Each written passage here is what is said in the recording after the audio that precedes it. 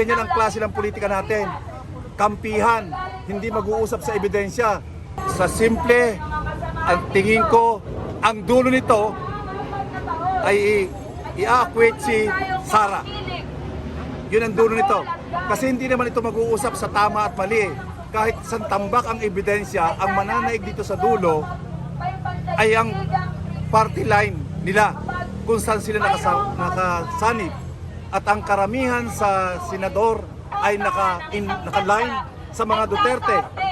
Hindi makakatingin ko, mahihirapan ang mga anti-Duterte na makabuo ng 16 votes, yung 3/4 para ma-impeach para ma-convict si Sara. Dahil ganyan ang klase ng politika natin. Kampihan, hindi mag-uusap sa ebidensya. Ako'y naniniwala na sapat-sapat ang ebidensya para ma-impeach si Sara. Ganun din si Marcos noon. Dapat na-impeach si Marcos dahil sapat-sapat ang ebidensya. Pero ang Kongreso ay hawak ni Marcos, ang Senado hawak ng mga Duterte. Kaya magkakahirapan.